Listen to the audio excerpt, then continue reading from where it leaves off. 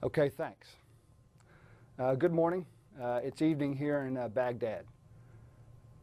I appreciate this opportunity to offer a few thoughts on our campaign to defeat ISIL in Iraq and Syria. I'll start with an update on the progress of the Iraqi security forces and the support coalition troops are providing them in the ongoing fight for Mosul. Then I'll give you a short update on our developing plans to liberate Raqqa in Syria. First, progress towards Mosul. The Iraqi security forces had developed a lot of momentum over the past 2 years. And now we're seeing that momentum continue against ISIL, our common enemy, in Mosul. The ISF are steadily advancing on multiple axes towards the city. The Mosul offensive is a large and extraordinarily complex operation that the Iraqis have been planning for a very long time. They're the ones making the decisions, and their forces are the ones who will enter Mosul and raise the Iraqi flag in the center of the city. We assisted them with the planning and preparation of forces and have provided advice and assistance, such as air and artillery strikes and intelligence, to support the Iraqi operations. The coalition has delivered more than 2,100 aerial bombs, artillery, and mortar shells, HIMARS rockets, and Hellfire missiles since the Iraqis started operations to liberate Mosul on October 17th. This relentless campaign of strikes has removed hundreds of fighters, weapons, and key leaders from the battlefield in front of the Iraqi advance. Our coalition leaders and advisors on the ground coordinate daily with the Iraqi and Kurdish security forces to adjust our support, because we understand their forces are fighting every day for their very lives and their freedom from ISIL, also known as Daesh. All of this support is in addition to the substantial investment in weapons, equipment, and training the coalition has provided to the ISF to ensure they have what it takes to be successful. A few days before Mosul operations began, I attended the Iraqis' final operational briefing, where each commander responsible for a different axis of advance provided their plan to the Prime Minister. I can tell you that it was clear to me that night that the sovereign nation of Iraq owns this fight. There's a lot of hard fighting ahead, but we're confident the Iraqis will be successful. On behalf of the coalition, I want to recognize the heroic sacrifices of the Iraqi and Kurdish security forces and their martyrs and their families. It's good to see them pressing steadily forward on the battlefield, and we will continue supporting them until Mosul and all of Iraq is free from ISIL. Now a bit on Syria. Our Syrian partners in Turkey have continued advancing and have pushed ISIL farther from Turkey's border. This is a complicated battle space amid regional security concerns and adjacent to a civil war. And that makes for a complicated planning effort. We're working with our allies, our partners, coalition members to refine the military plan for the isolation and eventual liberation of Raqqa. While that planning effort is ongoing, we will continue conducting precision strikes to reduce the enemy's freedom of movement, attack their leaders and command and control, and their ability to. The battle space is crowded and complicated. We're finding that Daesh, with their brutal treatment of anyone who doesn't share their twisted ideology, is generating a willingness among local populations to fight them and drive them from their safe havens. This gives us confidence that ISIL will also be driven from Raqqa. Our coalition is committed to their defeat because we understand that defeating them in Iraq and Syria is an essential step in the defeat of ISIL around the world. In closing, I want to remind the people of the United States and of all the nations of the coalition that their troops in this region are serving selflessly and with great courage in harm's way to ensure the defeat of ISIL. You should be proud of their efforts as you hope and pray for their success and safety. I know that I am proud to stand in their ranks. And with that, I'll take your questions. Sure, we'll start with Bob Burns from the Associated Press. General Townsend, a question for you about Raqqa, which you mentioned briefly there, and a little bit of what you said was broken up by the audio. But I wonder if you could describe in some detail the main ways in which the Raqqa operation will be different than the Mosul operation.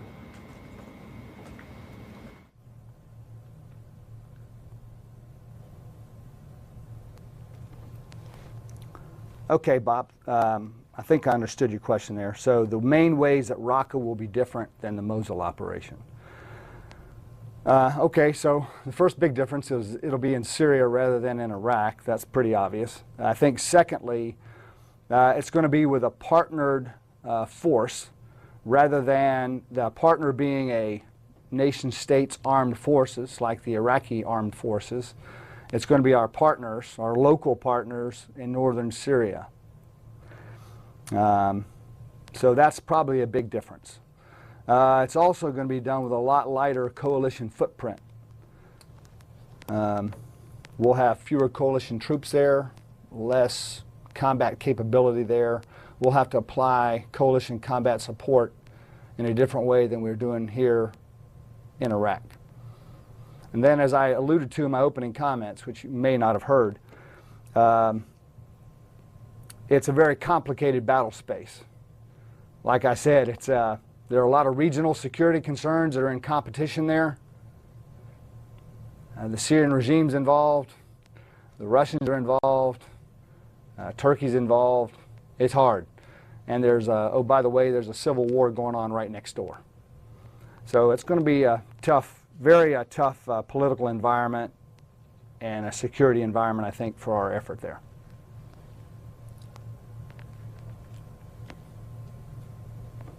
View on whether it's likely to be a longer operation, given it's a smaller, I believe it's a smaller geographic area.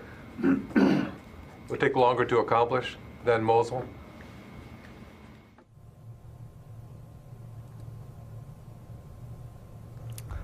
Okay, I think I see what you're talking about with the audio connection. Is that Bob Burns with a follow-up? All I heard was smaller geographic area than Mosul. Could you say that again, the rest of the question, please? Yes, General, this is Bob Burns again, and I was asking you if you would be able to describe, in terms of the difference with Mosul, whether Raqqa is likely to take longer to accomplish.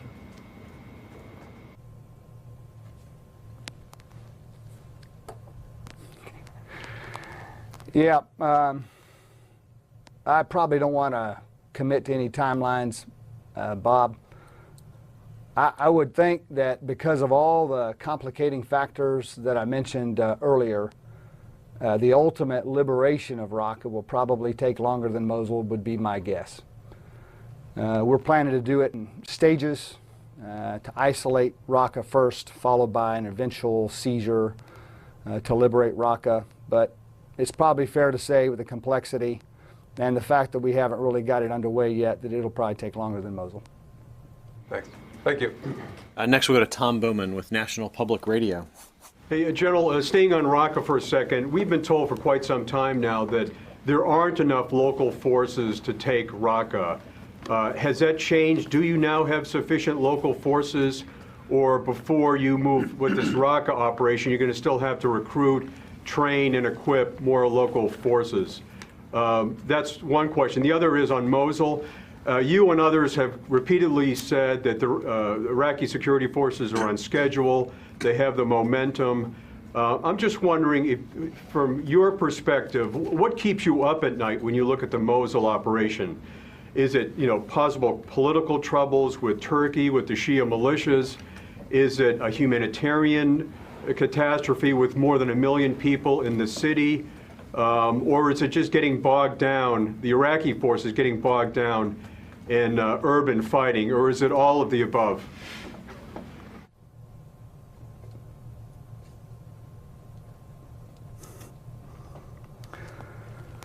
Okay, thanks, Tom. So on Raqqa, I believe that there are sufficient local forces already available for that operation. However, we have a plan to do as you suggested, recruit and equip and train more local forces for that operation. So that's part of our campaign plan to generate additional combat power for that future operation. On your second question regarding Mosul and what keeps me up at night, quite honestly, I'm so exhausted that nothing keeps me up at night.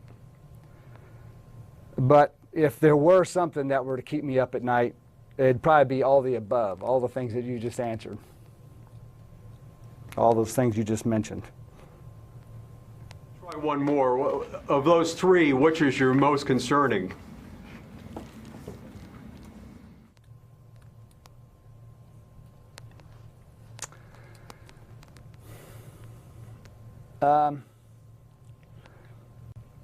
I think that, of course I'm concerned just like any commander would be, and now technically I'm not the commander of the Mosul operation. There's an Iraqi commanding general in charge of the Mosul operation. But as the commander of the coalition supporting effort here, just like any commander, I'm always concerned that we've applied enough combat power, that we've anticipated the contingencies, we've figured out in advance what the enemy might do, and we've got plans for that. So I'm concerned about all of that. And I think we've anticipated that, and it doesn't really keep me up at night. The thing that probably deserves more of our attention than anything else in the coming days is what does the security situation look like in the aftermath of the liberation of Mosul, and what does the political situation look like in the aftermath of the liberation of Mosul. And quite honestly, the Iraqis are working on those problems, and there's a political process of talks underway to figure out. They've got an overarching plan and how to make that plan as good as it can be. But that's probably it. The aftermath is probably the thing that would trouble me the most. Next we'll go to Barbara Starr with CNN. Townsend, a number of questions, if I might here. Can you help us understand why, specifically, a lighter footprint for the Raqqa operation? What makes you think Turkey and Russia won't cause you trouble over this? And this force that you're talking about training, should we assume you believe that this would be a non-Kurdish force? So can you expand on all of this a bit more?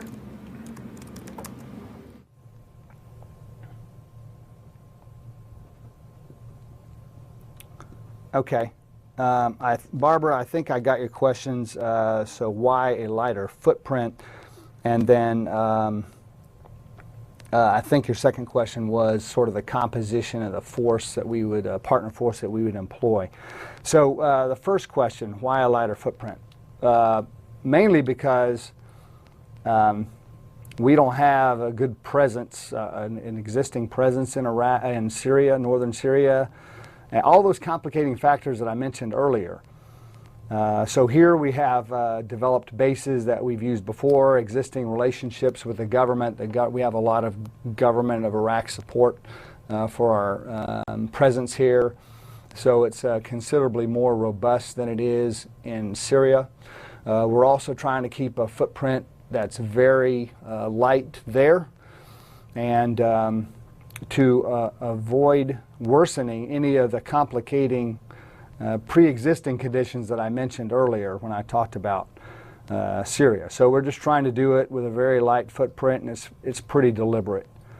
I have no doubt that we'll apply the right amount of coalition support to the effort there, and if at some point we decide that more is required, I'll flag that up to my superiors, and they'll decide what we'll do.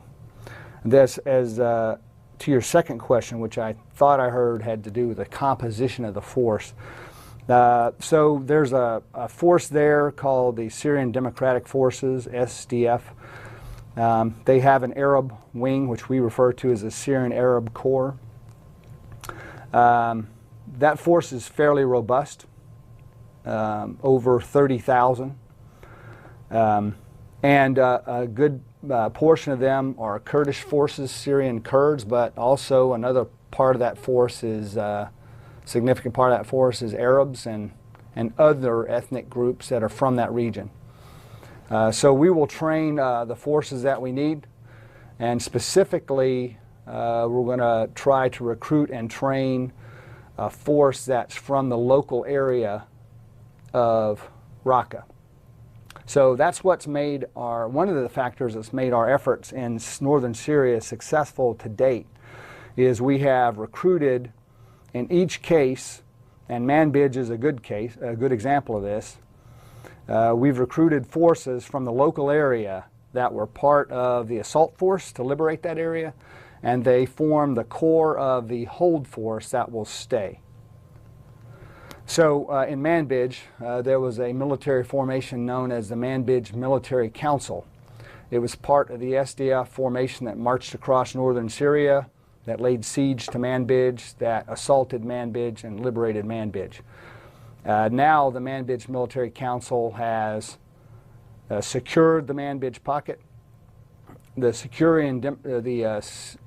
SDF, or Syrian Democratic Forces, have largely withdrawn from the Manbij pocket, and the Manbij Military Council has stood up the Manbij Civilian Council to govern there while they provide security. So we're going to try to follow that model for Raqqa.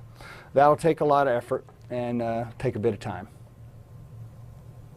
Does this mean, General Townsend, when you say recruit and train from the Raqqa area, that you will be having U.S. forces in the Raqqa area to do that training? Will that training take place inside Syria, near Raqqa, as I think you're suggesting?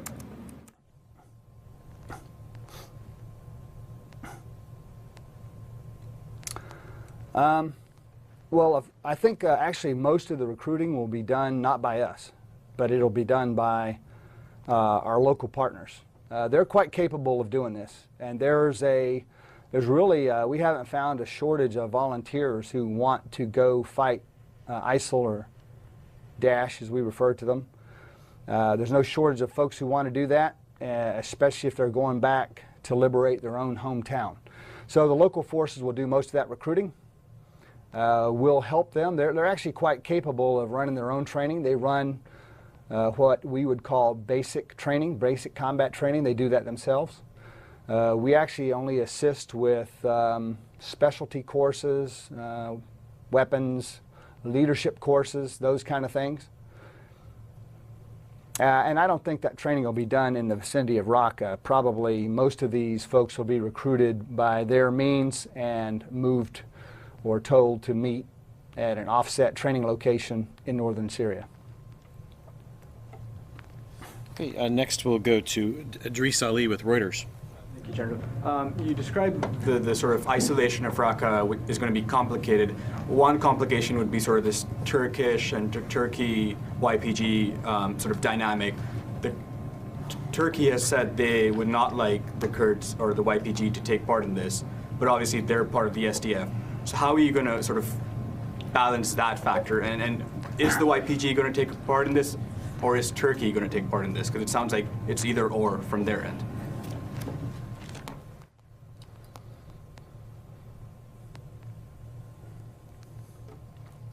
Okay, that's a tough one.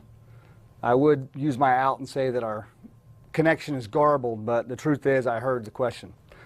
Okay, so how are we going to thread that needle with Raqqa, with the SDF and our NATO allies, Turkey?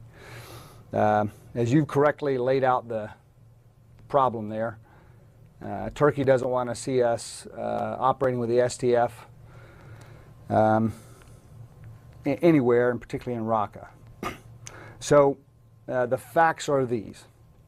The only force that is capable on any near-term timeline are the Syrian Democratic Forces, of which the YPG are a significant portion. So we're negotiating, we're planning we're having talks with Turkey, and we're going to take this in steps. And we think there's an imperative to get isolation in place around Raqqa because our intelligence feeds tell us that there is a significant external operations attacks planning going on, emanating centralized in Raqqa.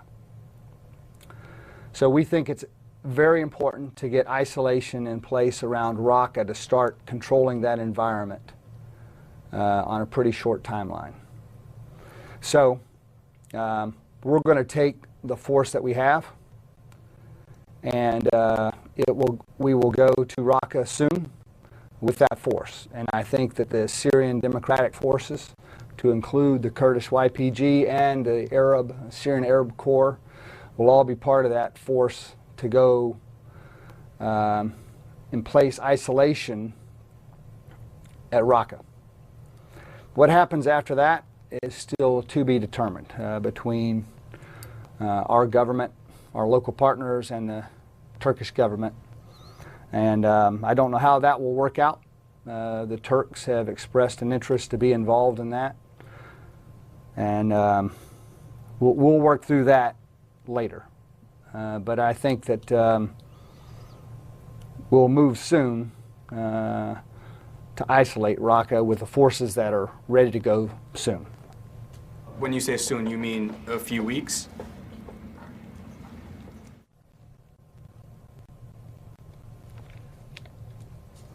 I mean soon. The enemy's listening to this broadcast, I'm assuming, so I'm not going to talk about timelines.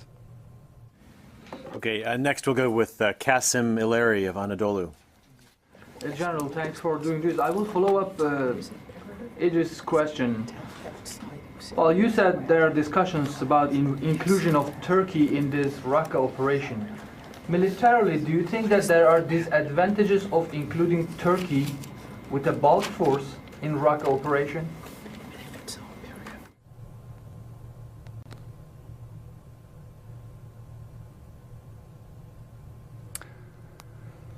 Okay, I had a hard time following that. I know it had something to do with Turkey and Raqqa and the operation, but I couldn't quite get the gist of your question. Could you please ask that again? So Turkey has long been saying that they want to be involved in Raqqa operation with their ground forces and all other assets. But militarily, according to you, are there disadvantages of including Turkish armed forces in Raqqa operation?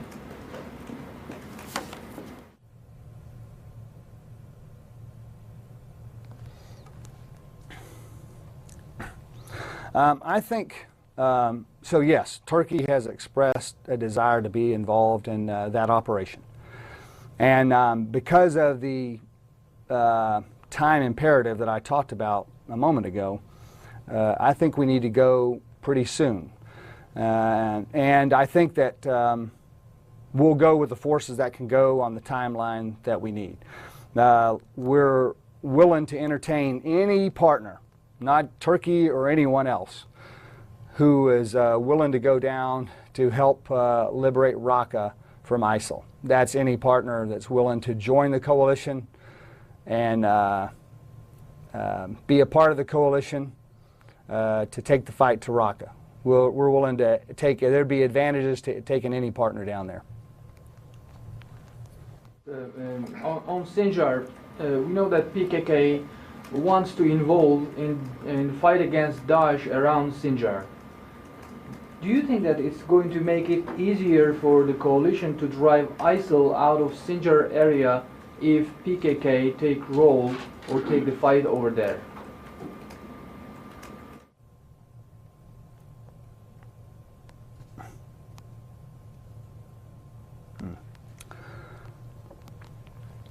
Okay.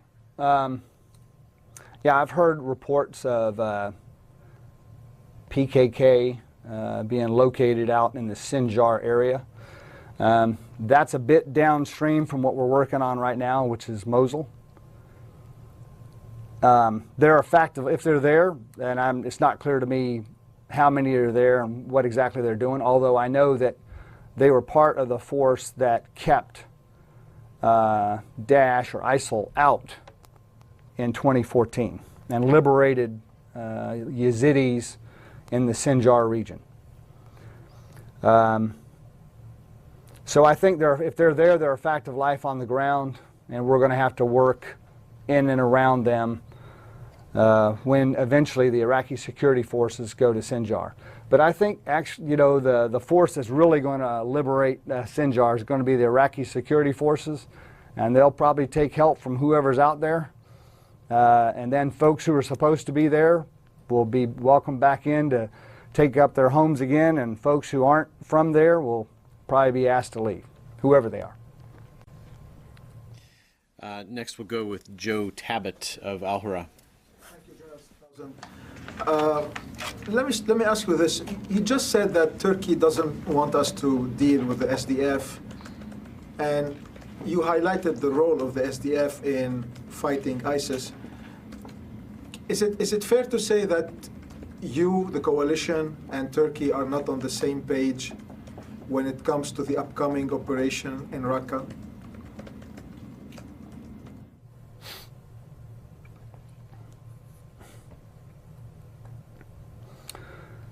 Well, the coalition's pretty big, 60 plus nations. It varies here and there. And pretty diverse views about how to prosecute the campaign. And we listen to all of those, take in all of those views, and then we eventually make a determination how we're going to proceed.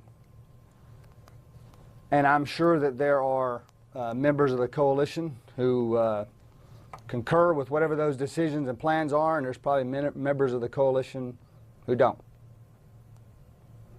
So we take everybody's advice into consideration, and then we decide what the coalition needs to do to defeat Daesh in Iraq and Syria. So that's what we're doing. Yeah, let me re-ask you the question in a different way. When I said the coalition, I meant when we talk about the coalition, we mean the United States. So my question is, given what you said about Turkey, about Turkey's demands, is it fair to say that the United States and Turkey are not on the same page when it comes to the upcoming operation in Raqqa? And I have a follow-up, please.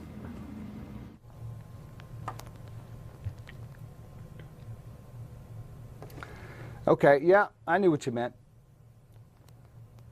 I'm not going to say it's fair to say that. I will say that we may have differences of opinion about how to prosecute this operation that are coming up. And the coalition is arriving at a decision about how we're going to prosecute the operation. We're going to go with who can go, who's willing to go soon. And then once we get initial isolation in position, we'll look at how we prosecute the operation further. Turkey's defense minister just announced that Turkish fighter jets are ready to take part of the Mosul operation. But he asked the Iraqi government to keep the PMF outside Mosul. What's your comments on that?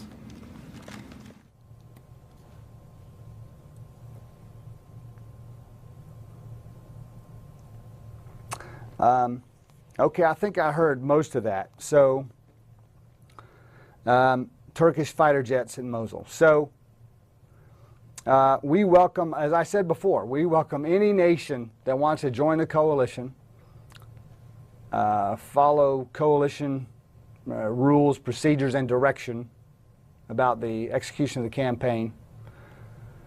And we welcome any, and that have the approval of the government of Iraq. Every nation that's operating in Iraq today, that's part of the coalition, has had approval by the government of Iraq to do that. So if Turkey or any other country meets all those requirements, they'll be welcome to join and participate. Then I didn't quite catch the last. I heard an acronym, but I didn't really follow the last part of your question. Yeah, the question was, the Turkish defense minister asked the Iraqi government to keep the PMF out of the Mosul operation. Do you have anything to say on that?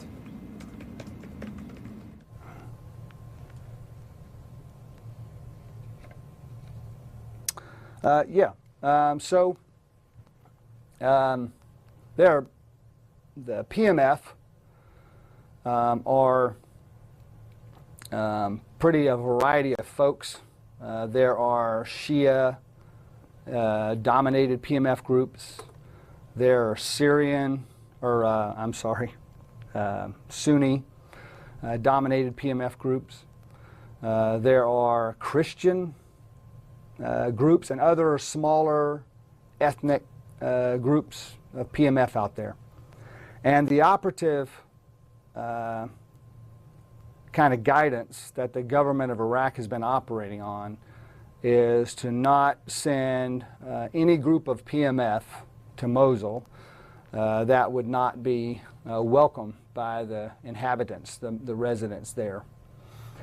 So their plan does employ PMF in Mosul, but all of those groups are consist of local fighters who are returning to Nineveh province and Mosul city. So they're predominantly Sunni. There are also some Christian and some other groups, small numbers of those, small groups. There aren't many Shia groups, but there are some. The other groups are being assigned to tasks that are supporting the larger operation. And this is all a decision of the government of Iraq.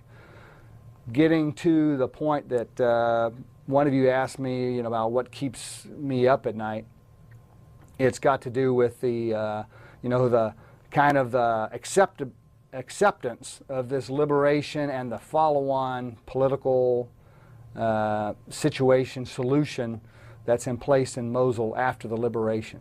So the Iraqis are more in tune to this than we are. And so they've decided what groups are going into Mosul and what groups aren't going into Mosul, and they're aware of Turkish concerns and other folks' concerns. There have been plenty of voices from outside that have made their concerns known about what groups should be where.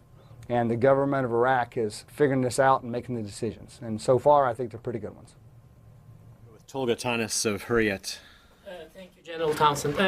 About this upcoming operation in Raqqa, there are ongoing clashes between Turkish military and the YPG forces in Afrin, in Tel Rifat. And also, the Turkish president said today if YPG doesn't withdraw from Manbij, the Turkish military will force them to withdraw from Manbij. So given the fact that during the siege in Manbij, YPG lost at least 800 militants according to the US sources, and given the fact that there are ongoing clashes between Turkish military and YPG in Afrin, are they convinced to join this Raqqa operation without condition?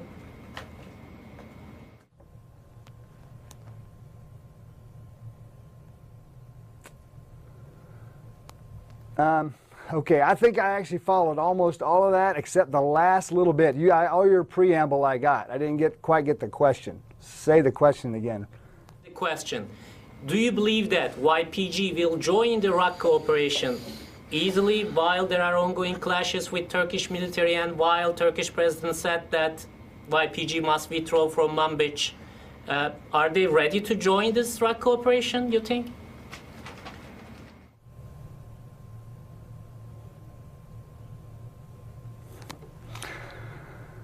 Okay, I think I got the question.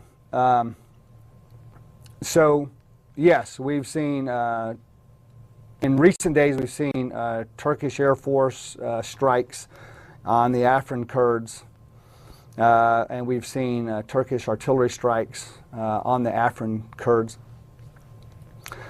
We don't think that, remember in my opening remarks when I said this is a very complicated battle space with competing security agendas in the region.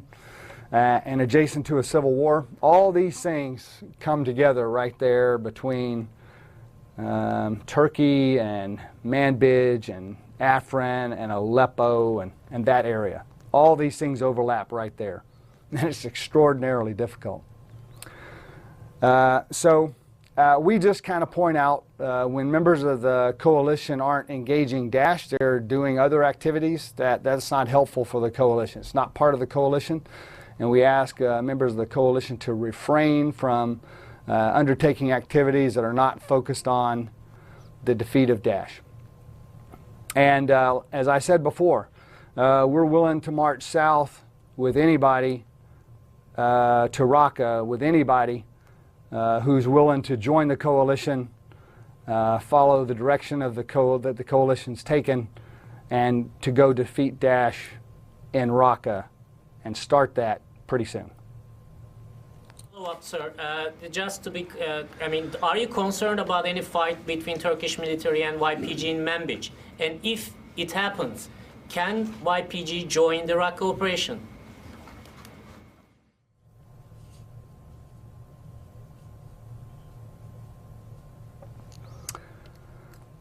Okay.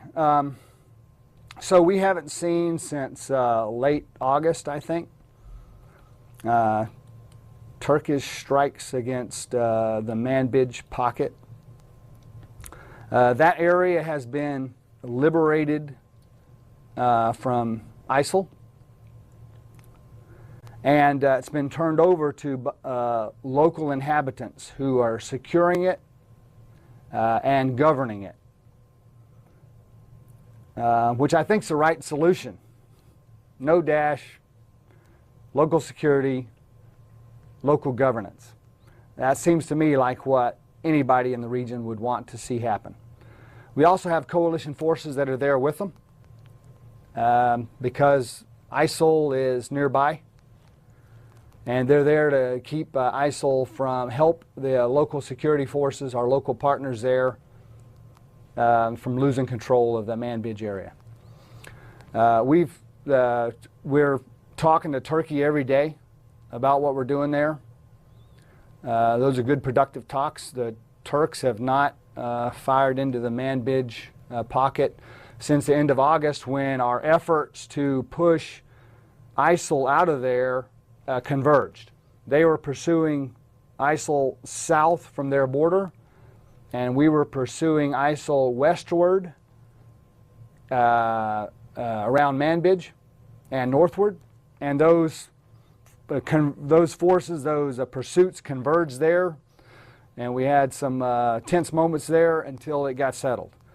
Since late August, early September, there's been pretty low friction between Turkey and the Manbij flotte, and we'd like to see that continue. Martinez with ABC News. Hi, General.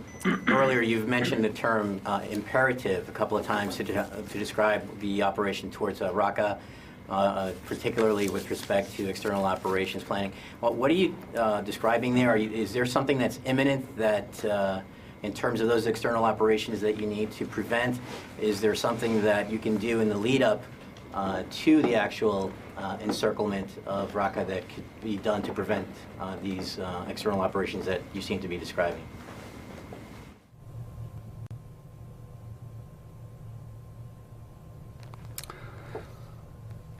Well, I don't want to characterize the intelligence too much here in this unclassified and public forum.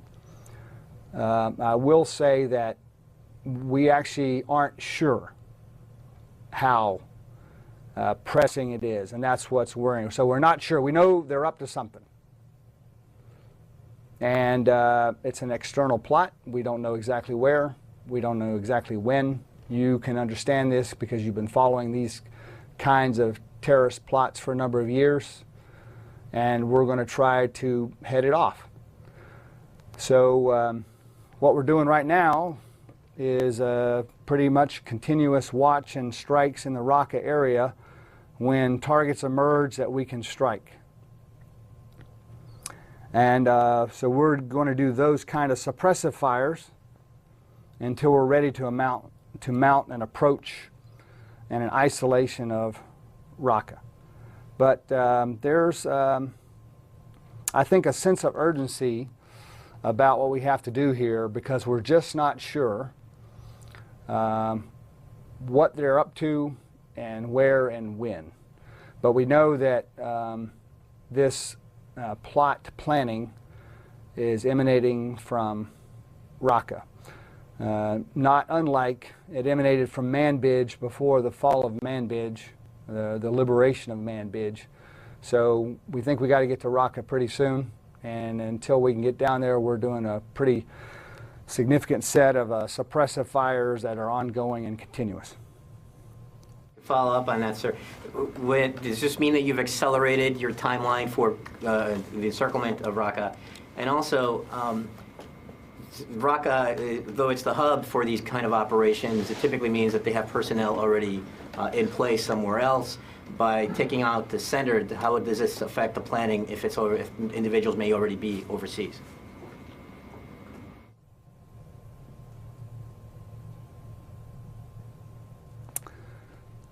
I think I didn't quite get the second part of the question. I got the first part. Did we accelerate our timeline for Raqqa? I'll go ahead and answer that, and then you can, if I didn't get that right, you can restate it, and you can state your second part of your question, which I didn't make out. So did we accelerate our timeline for Raqqa? No, I'm not sure that we did accelerate it. So since I arrived a little more than 2 months ago to take command of the CJTF, we've had a broad plan to pressure Mosul and Raqqa simultaneously, or nearly so. Probably a better description would be overlapping. So we're pressuring Mosul now in a fairly significant way that you're seeing play out in the news every day. And now we want to pressure Raqqa so that the enemy doesn't have a convenient place to go. He's got other places to go, but he's got to make some choices that maybe weren't his first or second choices. So that's really been our plan all along, and we're still moving forward with that plan. Like I said, not really overlapping pressure on both those two nodes. So I wouldn't say that we've particularly accelerated our timeline.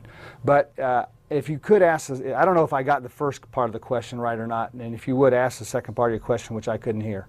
Thank you, sir. You did get the first part right. The second half has to do with, you talked about outside of Iraq and Syria. Can you elaborate on that? Outside of Iraq and Syria, can you elaborate on that? And if you go into Raqqa, which is the hub for external planning, how do you affect a plot that may already be in the works if personnel who would carry out those plots are overseas?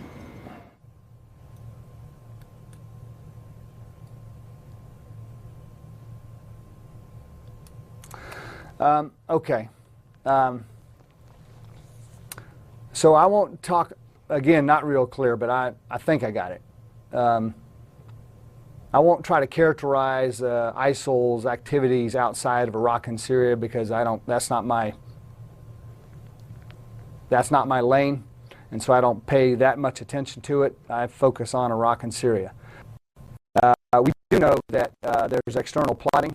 And for example, in Manbij, coming out of Manbij, we found links to individuals and plot streams to France, the United States, other European countries. So we know that this is going on in Raqqa as well. And so I think that's why it's necessary to get down there to Raqqa. We know that it's a focal point of ISIL external operations planning, plotting. It's their capital. That's another reason why it's important to get down there soon, to take away the physical part of their so-called caliphate. Yeah, so that's why we want to get down there. External operations plus is the capital of the caliphate. And again, sorry if I didn't get your whole question right. So go to Lucas Tomlinson with Fox News. General, what can you tell us about fighters moving between Syria and Iraq, particularly from Mosul, leaving Mosul, going to Syria, or vice versa, fighters going from Syria and reinforcing Mosul?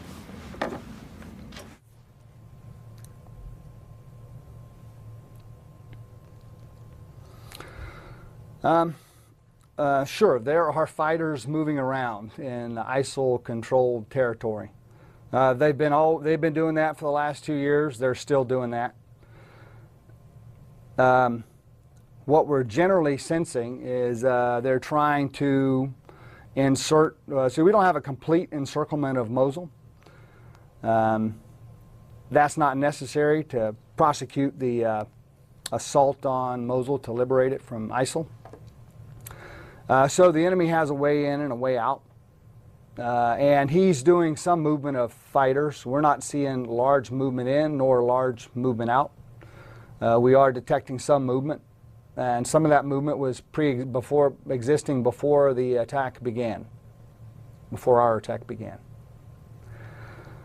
So I think he's probably sending some reinforcements and messages and supplies in, and he's moving key leaders and out, and we've seen him move some family members out. Which I think is probably an indicator of how he thinks Mosul's going to go when he's moving family members out. I think that's what you were asking me about, to characterize the movement in and out. Is the coalition trying to strike these fighters moving in and out and some of these maybe families as well?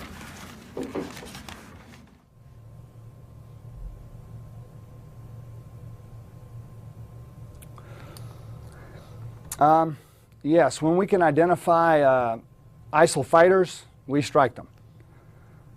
We generally don't when we see a car full of women and children. We don't. It's hard. Sometimes it's hard to see inside of a car. So they've gotten pretty savvy since Fallujah, when we saw entire columns, convoys of ISIL fighters trying to leave in open trucks and technical vehicles in the column, weapons and ISIL flags flying. They learned from that experience, and they're moving in a more discreet way now. But we're looking and we're listening, and when we see ISIL fighters moving there, we'll strike them. A spike in airstrikes inside Mosul since the start of the operation, according to the coalition. Is that take away from the efforts in Syria? It appears that some of the strikes in Syria have gone down since the start of the Mosul operation. So my question is this surge of airstrikes in Mosul taking away from strikes inside Syria?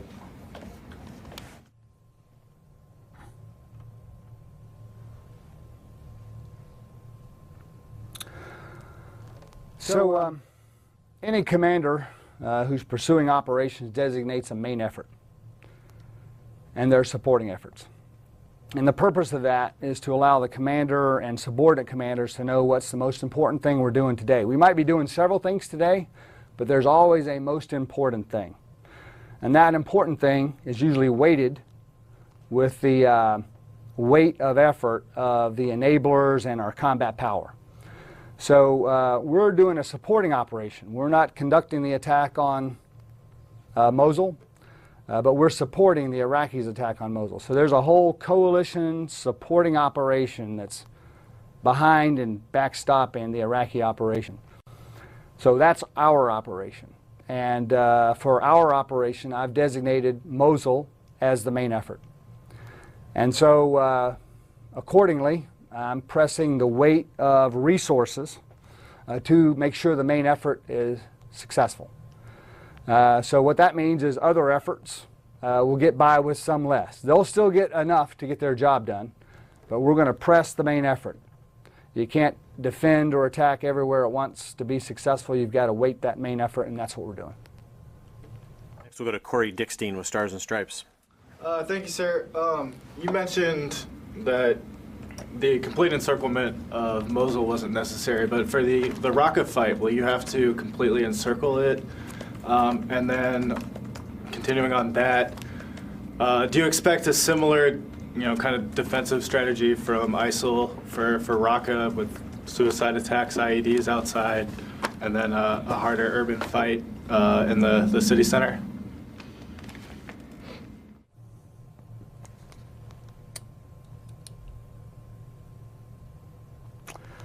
Okay. So I don't really want to characterize our plan for the assault, the isolation, and then subsequent assault on Raqqa. We'll make decisions, actually Syrian commanders will make decisions about what needs to be done there. To completely encircle, to partially encircle, to attack from this direction or attack from that direction. They'll make those decisions. We haven't reached that stage of the planning with them yet. Then, do I expect to see the same kind of fight as we're seeing in Mosul? Yes, I would think so. We're seeing ISIL Daesh fighting very hard, pretty stiff resistance. He's got an external disruption zone. We expect a very hard defense in depth in the center of the city, probably. That's probably similar to how I would defend the city. So I think it's probably how they will defend. And they've pulled out they've pulled out all stops. As you mentioned, suicide bombers and indirect fire and rockets and mortars and V-bids and all of that. I think they'll do the same thing, or similar to that in Raqqa. Just a quick follow-up. I know you guys don't want to talk about where U.S. forces are in Syria, but can you talk at all about what role, as advisors, they'll have in that effort? Will they move down toward Raqqa with SDF? And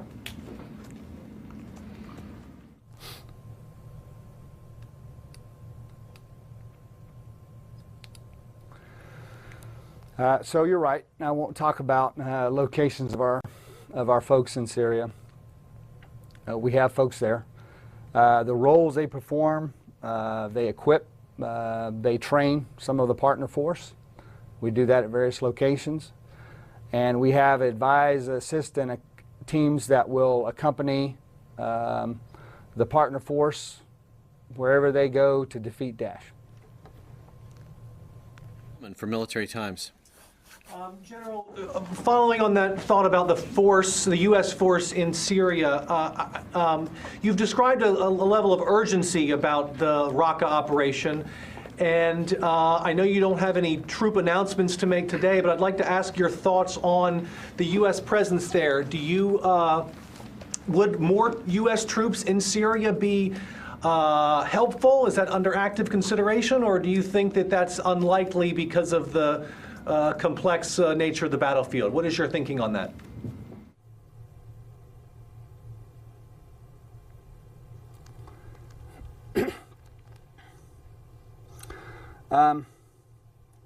I think my leaders will ensure we have the right resources. My leadership is from General Votel at Central Command to the chairman and the Secretary of Defense in the Pentagon and the Commander-in-Chief. They listen to our requirements, their requests, and they're responsive to them. So we'll have what we need to get the job done in Raqqa. And next to Tony Capaccio with Bloomberg. I had a couple of questions. There's been a lot of publicity recently about ISIL's use of drones, either armed or unarmed, for ISR. Can you put that in perspective? Have you seen a great deal of use, or is it just episodic onesies and twosies? And what is your capability with existing electronic warfare systems to defeat them? And then I had a follow-up on a different subject.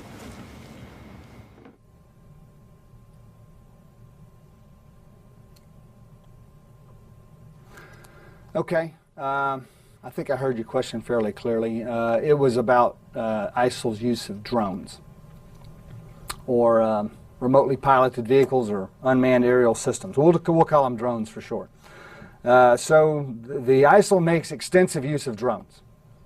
It's not episodic or sporadic. It's relatively constant and creative. And so we've seen them use them mostly for reconnaissance and surveillance, the same way we use drones. We have detected them using them for fire direction in the past. By that I mean to control and adjust the indirect fires that they're shooting at our partner forces and at us. More recently, they've gotten a bit more creative, and they have dropped small explosive devices into our partner force positions. Those fortunately haven't had great effect. Excuse me. Recently we saw an example of a Trojan horse, we think, UAV or drone, where it was landed in our partner forces lines. They thought they had good fortune. They had captured an enemy drone. And when they went to collect it and bring it into their lines for examination, it exploded and created casualties. So we expect to see more of this. We've put out procedures to our formation to be on guard for this. Our government is working really hard to come up with solutions. So we have solutions ranging from electronic attack, like you suggested, to kinetic kills with small arms fire. And we've downed a number of drones by a number of different means.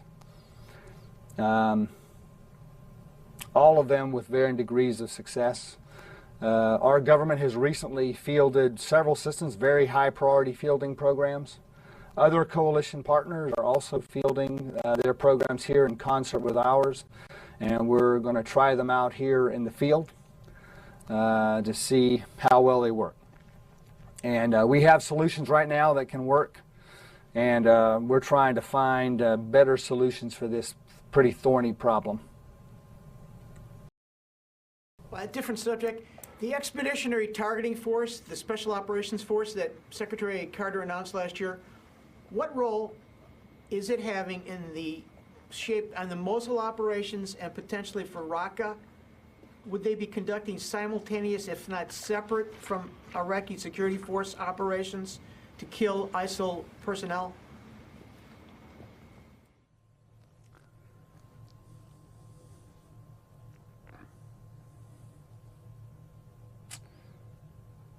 Yep.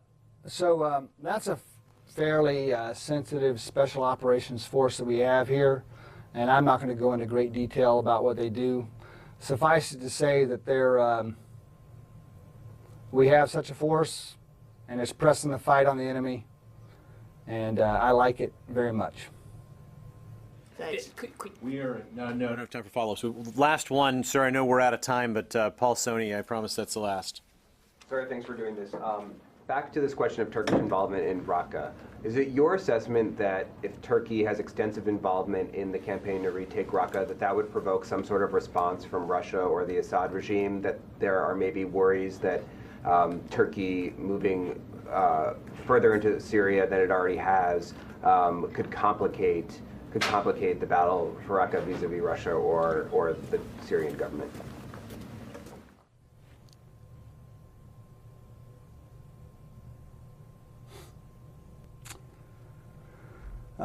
Okay, I think I got the gist of your question.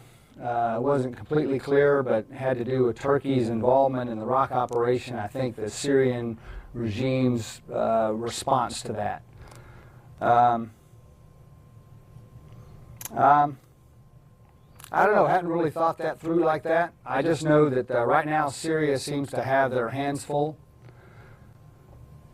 And so it's necessary for our coalition to move about inside Syria to defeat Daesh, ISIL, because it poses a threat to Syria, Iraq, the region, and our own nations.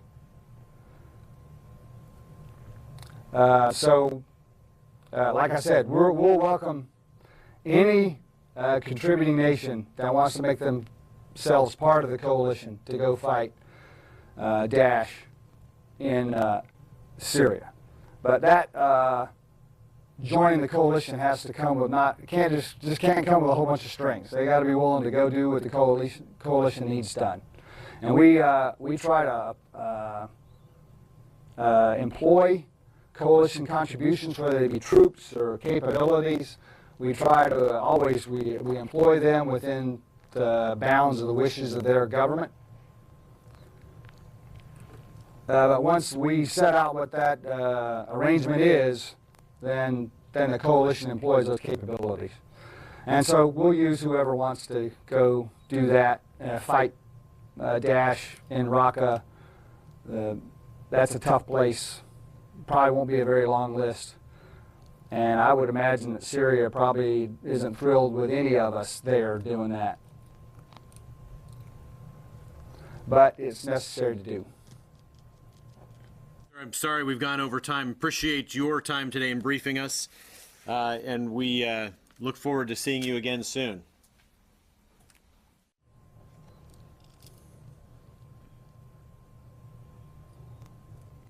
Okay, thanks a lot. Thanks for listening.